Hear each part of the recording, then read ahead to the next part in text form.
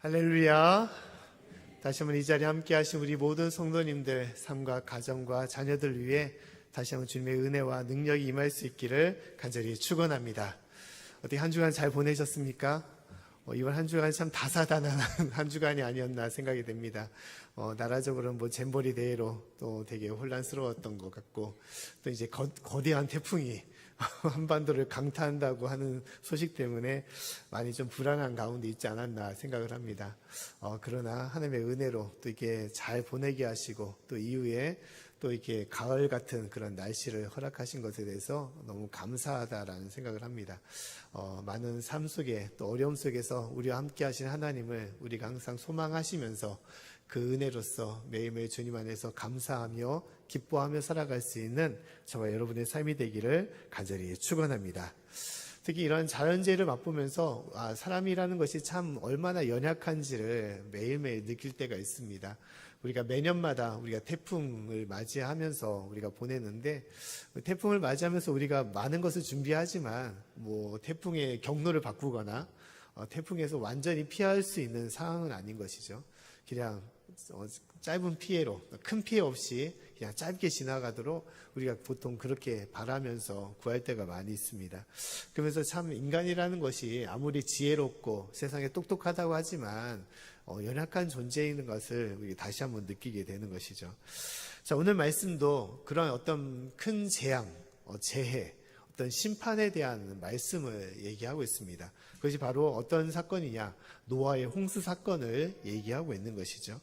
자, 홍수 사건에 대해서 하나님 뭐라고 말씀하고 있느냐? 6장 11절과 13절 말씀에 대해서 다음과 같이 얘기를 하고 있습니다. 우리 말씀을 한번 같이 읽어보도록 하겠습니다. 자, 시작. 때에 온 땅이 하나님 앞에 패괴하여 강포가 땅에 충만한지라. 하나님이 보신즉 땅이 패괴하였으니 이는 땅에서 모든 혈육 있는 자의 행위가 패괴함이었더라. 하나님이 노아에게 이르시되 모든 혈육 있는 자의 강포가 땅에 가득함으로 그 끝날이 내 앞에 이르렀으니 내가 그들을 땅과 함께 멸하리라. 아멘. 자, 이 말씀 우리가 잘 알고 있는 노아 홍수의 사건에 대해서 얘기를 하고 있죠. 우리 홍수 사건은 누구나 어린 아이도 할 것 없이 잘 알고 있는 말씀입니다. 근데 놀라운 것은 무엇입니까? 이 홍수 사건이 어디에 말씀이 기록이 되어 있다는 것이죠? 바로 창세기에 기록이 되었다는 것입니다. 성경 66권의 매우 끝장, 이 엄청난 사건이죠. 모든 것을 다 수면으로 잠기는, 그래서 모든 세상의 모든 것들을 다 멸망시키는 성경에서 있는, 아니 인류사에서 있는 가장 큰 재앙의 사건이 바로 노아의 홍수 사건이었습니다. 근데 이 홍수 사건이 66권의 맨 마지막에 있는 요한계시록, 그곳에 기록이 된 것이 아니라 어디에 기록이 되었다는 것입니까? 맨 첫 번째 성경이었던 창세기에 기록이 되었다는 것입니다. 그것도 놀랍게도 어디에 기록이 되어 있냐? 바로 6장 말씀에 기록이 되었다는 것입니다. 우리가 성경 창세기를 보게 되면 1장과 2장은 무엇에 기록이 되어, 어떤 것을 이야기하고 있습니까? 바로 만물의 창조에 대해서 기록이 되어 있죠. 맨 마지막에 아담과 하와를 만들었던 그 역사가 1장과 2장에 기록이 되어 있는 것입니다. 그 3장 말씀은 무엇입니까? 아담과 하와가 하나님 말씀을 불순종하여 선악과를 따먹었던 원죄의 사건을 얘기하고 있습니다. 그 다음에 4장 말씀은 쫓겨난 아담과 하와 속에서 거기서 태어난 가인과 아벨이 그 가운데 사건이 일어나고, 그래서 가인이 동생 아벨을 죽였던 인류의 첫 번째 살인 사건이 기록된 것이 바로 4장의 말씀입니다. 그 다음에 5장의 말씀은 그 다음에 아담의 그 자손들, 그 가문에 대한 것들을 기록한 것이 바로 이제 5장의 말씀이죠. 그 다음에 6장의 말씀을 통해서 무엇을 우리는 기대할 수 있겠습니까? 이제 인류의 번창함과 번영함을 우리가 생각해 볼 수가 있는 것이죠. 보통 드라마나 어떤 영화를 따지게 되면 이제 모든 것이 이야기가 시작되는 그런 서론에 해당이 되는 거예요. 근데 어떻습니까? 그 6장 말씀에 종말이라고 할 수 있는, 인간의 멸망이라고 할 수 있는 바로 노아의 홍수를 하나님께서 말씀을 하고 있는 거예요. 쉽게 말하면 이제 드라마가 시작되는데 이제 끝났다라는 것을 이제 얘기하는 것입니다. 결론을 얘기하고 있는 거예요. 자, 그 이유는 무엇입니까? 바로 인간의 강포함, 인간의 죄가 관영했다라고 말씀하고 있는 것이죠. 방금 읽었던 6장 11절부터 13절 말씀에 계속 반복되는 것은 무엇입니까? 폐기하였다라고 말하고 있어요. 폐기하였다. 이것은 쉽게 말해서 인간의 모든 죄가 세상에 가득했다는 것을 얘기하고 있는 것이죠. 인간의 죄로 하나님께서 만드신 아름다운 세상이 파괴되며 죄악과 불의와 부정 가운데 임했던 것을 얘기하고 있는 것입니다. 그래서 하나님은 무엇이라고 말씀하시냐? 6장 5절과 7절 말씀에 다음같이 말씀하고 있습니다. 말씀을 제가 읽어드리면, 여호와께서 사람의 죄악이 세상의 관영함과 그 마음의 생각의 모든 계획이 항상 악할 뿐임을 보시고 땅 위에 사람 지으셨음을 한탄하사 마음에 근심하시고 가라사대 나의 창조한 사람을 내가 지면에서 쓸어버리되 사람으로부터 육축과 기는 것과 공중의 새까지 그리하리니 이는 내가 그것을 지었음을 한탄함이니라 하시니라. 아멘. 주님께서는 이 모든 죄가 관영한 세상을 보고 어떻게 하셨다는 것입니까? 한탄스럽게 생각했다는 거예요. 내가 왜 세상을 만들었을까? 내가 그 가운데 나의 형상대로 왜 인간을 만들었을까? 그 인간에게 모든 것을 내가 왜 맡겼는가? 하나님께서는 모든 지은 것에 대하여 후회하셨다라고 말씀하셨다는 것입니다. 그러고 나서 그 결과는 무엇입니까? 멸망이죠. 멸망이었습니까? 세상의 심판과 종말을 하나님께서 선포하셨다는 거예요. 이것이 바로 노아의 홍수의 사건인 것입니다. 세상을 아름답게 만들었지만 그러나 그 모든 것을 뒤집었던 것은 인간의 죄의 모습이었던 거예요. 그로 인해서 하나님은 모든 것을 다 멸망시키는 것을 얘기하신 것이죠. 홍수로 인해서 40일 동안 비가 쏟아졌다라고 말하고 있습니다. 하늘의 문이 다 열리고 땅에 있는 모든 보가 다 터짐을 통하여 40일 동안 세상에 물이 가득했음을 얘기하고 있습니다. 우리가 장마나 우리가 태풍을 경험하면서 어떻습니까? 하루 이틀 동안 비가 계속 내리게 되면 보가 터져서 모든 아무리 잘 관객 수로가 잘 되어 있는 도시도 물에 잠기고 또한 차가 잠기면서 모든 것이 부서지는 모든 것이 망가지는 그런 일들을 우리가 많이 경험하지 않습니까? 하루 이틀만 내려도 장마가 이렇게 비가 많이 내려도 감당할 수 없는데 그 노아 시대 40일 동안 비가 쏟아졌다는 것은 이루 말할 수 없는 큰 재앙인 것이죠. 사람이 두려워서 점점점 높은 곳으로 비를 피해서 올라갔지만 결국은 어떻게 됐습니까? 모든 산이 다 잠겼다라고 말하고 있어요.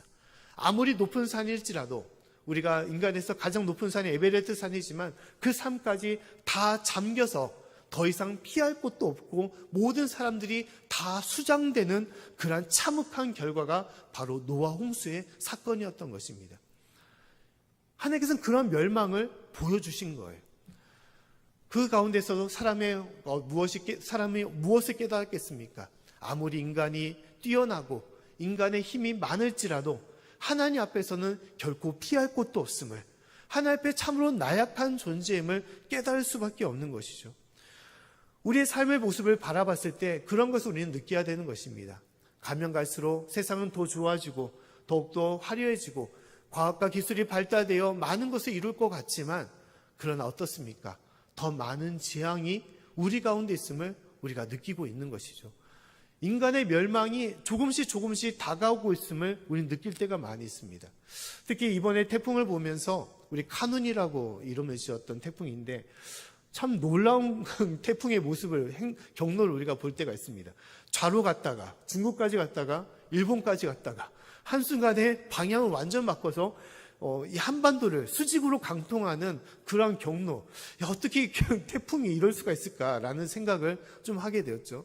또 뉴스를 보니까 보통 태풍이 이제 지나가는 모든 이제 생존 기간이 한 일주일이면 보통 이제 시간이 된다는데 이번 태풍 같은 경우는 2주가 넘어가는 그런 경로를 가지고 있고 특히 속도도 너무 느려가지고 많은 피해를 입히는 또 가면 갈수록 보통 육지에 상륙하게 되면 태풍의 힘이 떨어지게 되는데 갈수록 더 힘이 세지는 그런 태풍이라고 그렇게 예견하지 않았습니까?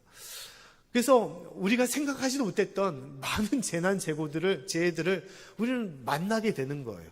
태풍뿐만 아니라 또 더불어서 하와이도 산불이 생겼는데 그 산불이 이제 허리케인과 더불어서 큰 바람을 안고 일으켜서 100여 명에 해당되는 사람들이 죽고 또한 지금도 1000여 명의 실종자가 생기는 그러한 일들을 맞닥뜨리고 있습니다. 갈수록 유럽이나 여러 곳곳에서 지진과 또한 산불과 태풍과 여러 재난들을 우리는 안고 살아가고 있는 것이죠. 그 수가 줄어드는 것이 아니라 더 인간이 경험한 그 이상의 것을 우리는 느끼며 살아가고 있는 것이죠. 더불어서 우리가 바이러스를 경험하고 있고 또한 더불어서 여러 많은 쓰레기나 또한 기후의 변화들 또 인간이 앞에 두고 있는 여러 핵에 대한 어려움들 여러 많은 것들이 우리 가운데 일어나고 있는 것입니다. 때문에 우리는 우리 인간의 사가 어떻습니까? 결국 가면 갈수록 끊임없는 재난과 또한 어떤 심판과 멸망으로 가는 것임을 우리가 알아야 되는 것입니다. 그 가운데 하나님께서는 끊임없이 우리에게 경고를 하고 있는 것이죠. 하나님의 심판 앞에서 우리의 죄를 깨닫게 하시는 것이고 우리가 다시 한번 그 죄 가운데 하나님의 두려움을 알고 주 앞에 깨어나도록 영적으로 깨어나도록 하나님께서 이끌어 가고 있는 것입니다. 보통 우리가 그런 말을 많이 하지 않습니까? 화장실에 들어갈 때하고 나올 때가 다르다고. 급할 때는 문제가 있거나 힘들 때는 우리가 하나님을 찾고 하나님 앞에 바로 선다고 하지만 그러나 태풍이 지나가듯이 그 지나가고 난 이후에는 언제 그러냐는 듯이 우리는 또다시 일상으로 세상 속으로 하나님을 잊어버리고 살아가는 그러한 삶을 우리가 살아갈 때가 많이 있다는 것입니다. 하나님은 끊임없이 우리의 경고를 하시는 것이죠. 여러 재해와 재난과 여러 많은 것들을 통해서 하나님께서는 우리의 죄가 얼마나 심각한지를 깨닫게 하시는 거고 그 가운데 믿음으로 주님께 돌아오도록 회개하며 주님 앞에 바로 서도록 우리 이끌어 주시는 것입니다. 사랑하는 성도 여러분, 주님의 이 모든 삶 속에서 다시 한번 영적으로 깨어나서 주님 앞에 바로 설 수 있는 그러한 믿음의 삶이 될 수 있기를 간절히 축원합니다. 히말라야에 보면 이러한 이야기가 있습니다. 야명조라는 그런 새 이야기가 있어요. 야명조는 무엇입니까? 밤야자에다가 울명자. 그래서 밤만 되면 우는 그런 새에 대한 이야기죠. 근데 이 새의 이야기는 어떻습니까? 이제 히말라야 높은 곳에서 이제 살아가는 새인데 이 새는 밤만 되면 운다는 거예요. 왜 우느냐? 낮 동안 집을 짓지 못한 것에 대해서 끊임없이 운다는 거예요. 그 추위, 영하 30도 밑에까지 떨어지는 추위 속에서 왜 우리가 낮에 집을 짓지 못하고 둥지 없이 우리가 이 추위를 그냥 감당하며 살아가고 있느냐 하면서 끊임없이 운다는 것입니다. 그러면서 밤을 새면서까지 이제 아침이 되면 우리가 집을 짓자. 집을 짓고 이 매번 다가오는 추위를 우리가 좀 벗어나자 하면서 그렇게 결단하면서 운다는 것입니다. 근데 놀랍게도 아침이 되면 또 어떠냐? 찬란한 아침 속에서 또 날씨가 더욱더 올라가는 그 속에서 야, 우리 무슨 집을 짓냐? 그냥 즐기고 우리 세상 속에서 내가 원하는 것대로 마음껏 먹고 생활을 누리자 하면서 그렇게 날아다닌다는 것이에요. 그러고 나서 또 밤이 되면 어떠냐? 왜 낮 동안 집을 짓지 못했는가? 끊임없이 후회하면서 그렇게 밤만 되면 또 운다는 거예요. 그래서 야명조라는 그런 이름을 갖고 있는 것입니다. 근데 그 새의 모습이 누구랑 비슷합니까? 우리랑 비슷할 때가 많이 있죠. 삶이 힘들 때, 어려울 때, 참 고통스러울 때 우리가 하나님을 절실히 찾지만 그 고통이 다 끝나면 어떻습니까? 언제 그랬냐는 뜻이 우리가 세상 속에서 푹 빠져서 하나님을 잊고 나의 뜻과 나의 욕심과 내가 바라는 그런 삶 속에서 우리가 살아갈 때가 많이 있는 것이죠. 하나님은 항상 깨어있으라고 말씀하고 있습니다. 지금 당장, 지금은 벗어난 것 같지만 그러나 그 어려움과 그 고난이 하나님께서 멸망의 때가 점점 더 가까우고 있으므로 그때가 임하기 전에 우리가 깨어 기도하며 주님께 돌아오라고 말씀을 하고 있는 것입니다. 사랑하는 성도 여러분, 진실로 이 홍수의 사건을 통하여 하나님의 심판의 때가 얼마나 무섭고 떨리는지, 주님의 그 심판이 얼마나 우리에게 두려운지를 다시 한번 잊지 마시고 항상 주님 앞에 믿음을 세우고 주님과 함께 나아갈 수 있는 저와 여러분의 삶이 되기를 간절히 축원합니다. 할렐루야. 또 오늘 말씀에 우리가 알아야 될 것은 하나님께서 이 멸망을, 이 심판을 이야기하면서도 더불어 무엇을 말씀하고 있느냐? 또 다른 하나님의 구원의 약속, 그 은혜를 더불어 이야기를 하고 있다는 것입니다. 오늘 9장 11절과 13절 말씀에 대해서 말씀에 다음 같이 이야기를 하고 있습니다. 우리 말씀을 같이 한번 읽어보겠습니다. 자, 시작. 내가 너희와 언약을 세우리니 다시는 모든 생물을 홍수로 멸하지 아니할 것이라. 땅을 침몰할 홍수가 다시 있지 아니하리라. 하나님이 가라사대 내가 나와 너희와 및 너희와 함께하는 모든 생물 사이에 영세까지 세우는 언약의 증거는 이것이라. 내가 내 무지개를 구름 속에 두었나니 이것이 나의 세상과의 언약의 증거니라. 아멘. 하나님께서는 창세기의 첫 부분에서 인간의 큰 재앙, 인간을 완전히 멸하는 큰 심판을 주셨지만 그날 그 심판의 이면 속에서는 어떻습니까? 또 다른 언약을 약속하셨다라고 얘기하고 있는 것이죠. 그 언약이 무엇입니까? 바로 무지개를 말하는 것이죠. 무지개를 통해서 다시는 이 모든 인간과 인류 또한 모든 세상을 홍수로서 멸하지 아니할 것이다라고 약속을 하고 있다는 것입니다. 그래서 우리가 무지개를 통해서 이 약속을 우리가 다시 한번 우리가 회상하면서 다시 꺼내게 되는 것이죠. 우리 지난 주간에도 참 아름다운 쌍무지개를 우리가 보게 되었는데 곳곳에서 쌍무지개가 있었다고 그렇게 보게 되었습니다. 특히 양지면에도 우리 집사님께서 밴드에 올리셨지만 교회와 더불어 아름다운 무지개가 우리가 펼쳐지게 되는데 무지개를 볼 때마다 야, 참 놀랍다, 아름답다라는 생각을 참 많이 합니다. 자연 현상이라고 하지만 그 이면에는 무엇을 얘기한다는 것입니까? 하나님의 홍수 사건, 이 심판 속에는 또 다른 하나님의 은혜와 구원의 길이 있음을 우리에게 약속을 하고 있는 것이죠. 하나님께서 죄가 간영한 이 모든 세상을 다 멸하기로 결정하셨지만 그러나 그것을 결정하면서 끝내는 것이 아니라 또 다른 시작을 하나님께서는 예비해 두셨음을 말씀하고 있는 것입니다. 그래서 노아의 가족을 통하여 하나님께서는 다시 한번 이 땅의 새로운 시작을 얘기하셨던 것이죠. 그래서 우리가 무지개를 생각할 때 무엇을 우리는 볼 수 있냐? 보통 무지개는 영어로 레인보우라고 하지 않습니까? 레인은 비고 이제 보우는 이제 활이라는 것을 얘기하는데 이제 그 모양이 이제 활 모양처럼 생겼다라고 얘기를 합니다. 근데 우리가 알 것은 그 모양, 활 모양이 어디를 향하고 있느냐? 땅을 향하고 있지 않고 이제 하늘을 향하고 있죠. 그래서 많은 이제 신학자들이 하나님의 진노가 더 이상 이 땅 가운데 머물지 않고 하나님께서 거두셨다라는 것을 상징하는 의미로서 무지개를 이제 하늘로 향하는 그런 모양으로 우리에게 보여주셨다라고 얘기를 하고 있습니다. 하여튼 무지개를 통하여 하나님께서 무엇을 말씀하냐?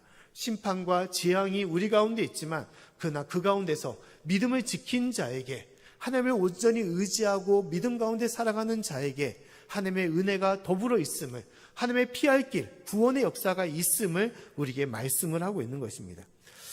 특히 하나님께서 오늘 이 회복의 역사를 누구를 통해서 얘기하고 있습니까? 노아의 가족을 통해서 얘기하고 있습니다. 우리 6장 8절과 9절 말씀 보면 다음 같은 말씀이 있습니다. 6장 8절과 9절 말씀을 제가 읽어드리면 그러나 노아는 여호와께 은혜를 입었더라. 노아의 사정은 이러하니라. 노아는 의인이요 당세의 완전한 자라.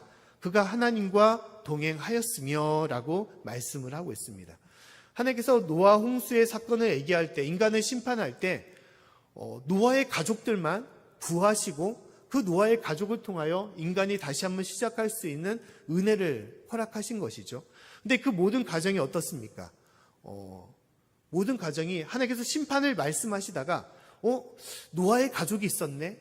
노아는 의로운 자인데 당세의 완전한 자인데 내가 노아까지 심판할 수는 없을 거야. 노아만 살려줘야겠다라는 그런 생각으로 하나님께서 그 마음을 바꾸신 것입니까? 그게 아닌 거죠. 우리가 문자 그대로 본다면 노아는 의인이고 당세의 완전한 자이기 때문에 그는 심판을 받을 만한 사람이 아니었다고 우리는 해석할 수가 있을 것입니다. 근데 문자 원어를 보게 되면, 원래의 뜻을 보게 되면 그렇지 않은 거예요. 원래의 뜻을 보게 되면 의인이라는 것, 완전한 자는 당시에 진짜 노아가 하나님 보시기에 철저하게 의롭고 다른 사람에게 선한 일을 많이 베풀고 그가 모든 것을 완전하게 행하는 그런 사람이었다는 것을 얘기하는 것이 아니라는 것입니다. 원래의 문자의 뜻을 보게 되면 뭐냐? 상대적으로 노아가 의로운 사람이었다는 것을 얘기하고 있다는 거예요. 절대적으로 의로운 것이 아니라 상대적으로 다른 사람에 비해서 의로운 자라는 것을 얘기하고 있는 것입니다. 로마서에도 말씀하지만 모든 인간은 완전하게 의로운 사람은 한 사람도 없습니다. 모든 사람은 의로운 자가 아니에요. 그러나 당시에 죄가 얼마나 깊고 많았는지를 보여주는 것이었고, 그에 비해서 노아는 그만큼 의로운 자였다는 것을 얘기하고 있는 것입니다. 그 증포가 뭐냐? 노아가 어떻게 의로운 자라는 것을 하나님께서 말씀하고 있습니까? 노아가 선한 일을 많이 했다라고 얘기하지 않습니다. 하반절의 말씀 보면 그가 하나님과 동행하였다라고 단순하게 얘기하고 있는 것이죠. 하나님과 동행하였다. 쉽게 말하면 하나님을 믿고 의지했던 사람이라고 얘기하는 것입니다. 우리의 삶을 바라봤을 때 우리는 어떻습니까? 하나님과 동행하며 살아가고 있습니까? 아니면 그렇지 않습니까? 그러진 않죠. 우리가 예배 시간에 주님께 나와 예배드리는 모든 것들, 또 한 주간의 삶 속에서 주님과 기도하며 말씀으로 살아가는 모든 것들, 그 때문에 우리가 성도의 삶은 하나님과 동행하는 삶이라고 우리가 얘기할 수가 있는 것이죠. 노아도 마찬가지로 그런 성도 중에 하나였던 것입니다. 하나님을 믿고 하나님께 기도하며 하나님의 뜻 가운데 살아갔던 그런 사람이었던 거예요. 하나님과 동행하는 사람이었던 것이죠. 그가 엄청난 믿음을 가지고 또 엄청난 의로운 행동과 삶을 살았기 때문에 내가 노아만 살려줘야겠다. 하나님께서 그렇게 선택하신 것이 아니라는 거예요. 달리 말하면 무엇을 말씀하느냐? 하나님께서 인간을 구원하시는 계획들, 이 심판 속에서 인간을 구원하겠다는 그 계획을 갖고 계셨는데 그것은 노아를 통해서 이루어진 것이 아니라 전적인 하나님의 은혜임을 말씀하고 있는 것입니다. 8절 말씀에 맨 먼저 무엇을 말씀하시냐? 노아는 여호와께 은혜를 입었다라고 말하고 있어요. 노아의 행위와 노아의 믿음과 노아의 선함을 통하여 하나님께서는 인간을 구원하신 것이 아니라 하나님의 은혜를 통해서 노아와 노아의 가족은 은혜를 입었고, 그로 해서 노아를 통해서 인간이 다시 시작하는 역사를 하나님께서는 베풀어 주셨음을 말씀하고 있는 것입니다. 그 때문에 이 노아의 홍수 사건에 우리가 알아야 될 것은 무엇이냐? 하나님은 인간의 죄로 인해서 더 이상 놔둘 수 없다라고 판단하시고 모든 심판과 모든 재앙과 멸망을 부어주셨지만, 그러나 하나님 그걸로 인간을 다 접어두시고 포기하신 것이 아니라는 거예요. 하나님께서 인간의 재앙과 멸망을 얘기하면서도 그 가운데 다시 한번 시작할 수 있는 회복의 길을, 구원의 길을 하나님께서 마련해 두셨다는 것입니다. 그것이 누굽니까? 바로 노아였다는 거예요. 노아와 노아의 가족과 또한 노아를 통하여 하나님께서 예비하신 그 방주를 통하여 생명을 구원하시고 또 인간을 다시 한번 시작할 수 있는 은혜를 주셨음을 얘기하고 있는 것입니다. 그것이 구체적인 증거가 바로 무지개라는 거예요. 무지개. 노아가 현명하고 노아가 지혜롭고 노아가 똑똑해서 노아가 선하고 착해서 노아가 엄청난 믿음을 가져서 하나님께서 인간을 구원하신 것이 아니라 그 엄청난 심판 속에서도 하나님은 우리를 버리지 아니하시고 다시 한번 주님께서 회복의 역사로 그 구원의 길을 마련하셨음을 얘기하고 있는 것입니다. 하나님께서는 노아를 통해서 무엇을 명령하셨습니까? 방주를 지으라고 말씀하셨죠. 많은 사람들이 그 방주를 보고 어떻게 했습니까? 비웃었습니다. 야, 무슨 비도 안 내리는데 방주를 지어? 배를 만들어? 그것도 육지에서, 그 산 위에서 배를 만든다니, 야, 이건 말도 안 되는 거야. 노아를 비웃고 그를 조롱했습니다. 야, 하나님이 계시냐고? 오히려 하나님의 역사하심을 그들은 믿지 않았고 그들은 받아들이지 않았어요. 근데 그들이 깨달았던 때가 있었습니다. 하나님이 진짜 살아계시는구나. 하나님의 역사와 하나님의 그 능력이 진짜 두렵고 무섭다는 것을 그가 깨달았던 때는 언제였냐? 모든 사면이 다 물에 잠기고 더 이상 살아날 수 없는 공간이 그 가운데 있었을 때 그들은 깨달았던 거예요. 오직 구원의 길은 그 배 가운데 있었음을, 노아가 만들어 놓은 그 배 가운데, 오직 그 문 가운데 있었음을 그들은 깨달았지만, 그러나 문이 닫힌 후 더 이상 도망갈 길이 없을 때 그 깨달음은 더 이상 돌이킬 수 없는 깨달았음을 그들은 알게 되었던 것입니다. 우리 삶도 마찬가지인 거죠. 하나님은 끊임없이 우리에게 경고를 말씀하십니다.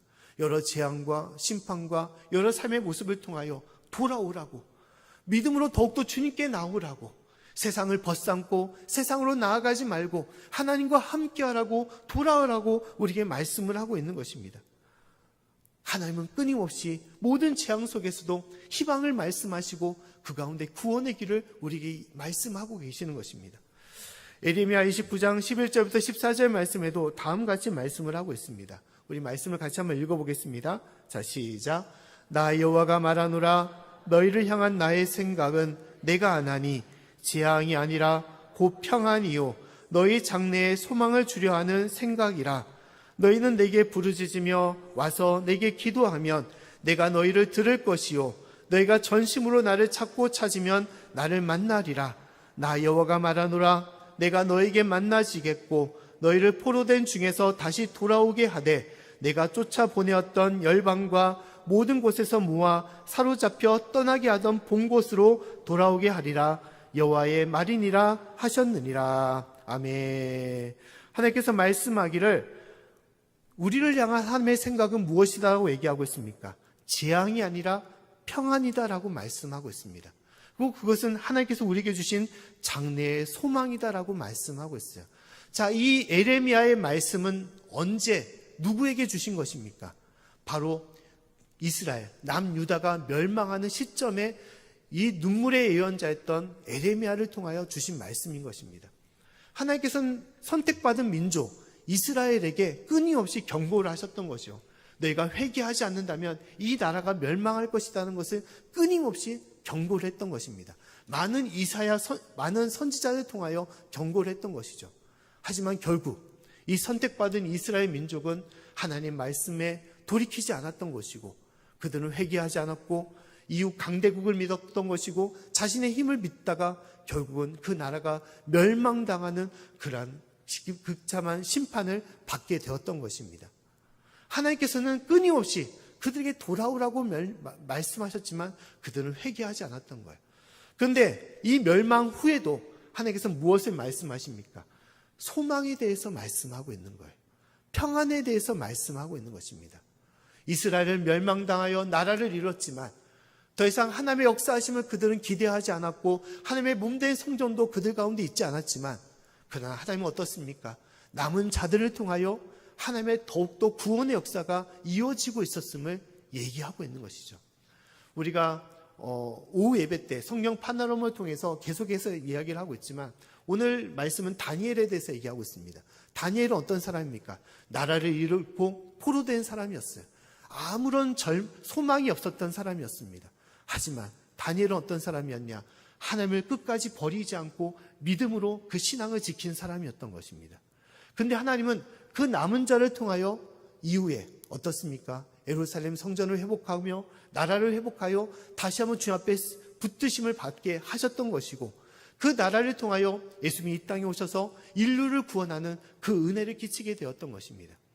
하나님은 멸망과 심판 속에서도 우리를 버리지 아니하신 분이심을 끊임없이 말씀하고 있어요. 그리고 하나님은 계속 기다리고 있다. 너희를 기다리고 있다. 돌아오라고 말씀하고 있는 것입니다. 그 증거가 바로 무지개고 또한 더 확실한 증거는 무엇입니까? 바로 십자가의 징표임을 얘기하고 있는 것입니다. 십자가는 우리의 심판을 말하는 것입니다. 우리가 달려 죽을 수밖에 없는 우리의 죄의 결과임을 얘기하고 있는 거예요. 하지만 그곳에 예수님께서 대신 달려 죽으심을 통하여 사람과의 관계가 회복되며 하나님과 우리의 관계가 회복되었음을 그런 모습으로 보여주고 있는 것입니다. 하나님께서는 멸망과 심판으로 갈 수밖에 없는 이 세대 속에서 끊임없이 하나님의 구원의 역사, 은혜의 역사, 축복의 역사를 말씀하시고 그 가운데 믿음을 지켜서 남은 자로서 주님께 돌아오라고 우리에게 말씀하고 있는 것입니다. 사랑하는 성도 여러분, 진실로 우리에게 베풀으신 하나님의 귀한 은혜를 우리가 잊지 마시고 그 믿음으로 더욱더 주님 앞에 나아갈 수 있는 저와 여러분의 삶이 될 수 있기를 간절히 축원합니다. 하나님께서는 노아의 홍수 속에서 노아의 가족과 그 방주를 통하여 하나님께서는 모든 인류를 다시 시작하는 그런 은혜를 주셨습니다. 그런데 그 방주는 구체적으로 무엇을 말하는 것입니까? 그 방주는 교회를 말하는 거예요. 교회를 말하는 것입니다. 하나님은 지금 이 순간에도 여러 삶의 모습으로 또 여러 삶의 곳곳에서 하나님의 은혜와 축복과 구원을 말씀하시고 그 역사를 보여주고 계십니다. 그러나 그 삶 속에서 가장 큰 역사, 가장 큰 일을 행하시는 곳은 어디겠습니까? 바로 교회인 거예요. 하나님께서 세우신 교회를 통하여 하나님의 구원의 역사를 하나님께서는 예비하시고 그것을 보여주고 계시는 것입니다.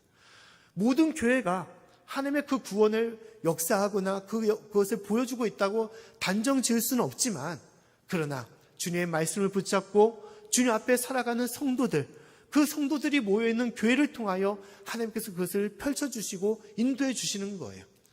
인간은 끊임없이 멸망과 심판 가운데 다가가지만 믿음을 지키고 하나님과 동행하며 주님 앞에 말씀을 서는 모든 성도와 그 교회를 통하여 하나님께서는 그 심판 속에서도 우리를 붙잡아 주시고 우리를 이끌어 주시는 것입니다.